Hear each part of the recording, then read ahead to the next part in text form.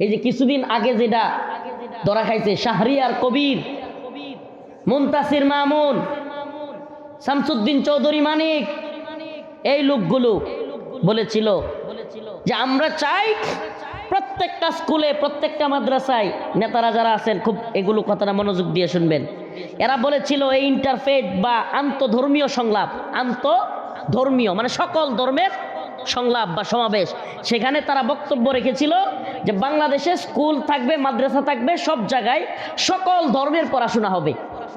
একটা ছেলে, আমার কথা শেষ করি, একটা ছেলে বা একটা মেয়ে সে যখন গ্রাজুয়েট হবে বা তার যখন বয়স হবে, সে যেই ধর্ম ভালো মনে করবে সে সেটা গ্রহণ করবে। চিন্তা করছেন কি বড় ষড়যন্ত্র! আর এটা ঈশ্বরগঞ্জ ঢুকে গেছে, আপনারা জানেনই না। ঈশ্বরগঞ্জ এই অঞ্চলের মধ্যে সবচেয়ে ভয়াবহ থাবা এই খ্রিস্টান মিশনারির, এটা ঈশ্বরগঞ্জে চলতেছে। আমরা খবর নিয়ে যাই না, তারপরে বলতেছি, সুযোগ পাই না আগে বলতে। আল্লাহ আলহামদুলিল্লাহ, আপনি জানেনই না খ্রিস্টান মিশনারি তৎপরতা, এদের হাত কত লম্বা, এরা কত শক্তিশালী। আপনি দেখবেন যে খ্রিস্টান মিশনারির বিরুদ্ধে বা ইন্টারফেথের বিরুদ্ধে বক্তব্য দিচ্ছে এই হুজুর হঠাৎ করে নাই।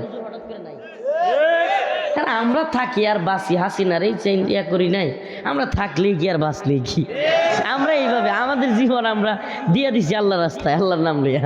আমরা এত চিন্তা করি না, এই জন্য আমরা টেনশন করি না। বাকি যুবকদেরকে বলি এদের দাঁত ভাঙা জবাব দিতে হবে। আবারও বলতেছি, তারা কি বলছে দেখেন কথাটা কেমন। একটা ছেলে এবং একটা মেয়ে স্কুলে অথবা মাদ্রাসায় যেখানেই পড়ুক, সকল ধর্ম নিয়ে পড়াশোনা করবে। সে যখন বয়স্ক হবে, সে যেই ধর্মকে তার পড়াশোনার মাধ্যমে সঠিক মনে হবে সেটা গ্রহণ করবে। নাউজুবিল্লাহ। হাই হাই, ইসলাম থেকে ডাইভার্ট করার, ইসলাম থেকে খারিজ করে দেওয়ার কি ষড়যন্ত্র, কি কঠিন ষড়যন্ত্র! অথচ এটা কি কোনো মুমিনের সুযোগ আছে যে অন্য ধর্ম সঠিক কিনা যাচাই করে ইসলাম কবুল করা? হ্যাঁ, হাই হাই, সুযোগ আছে?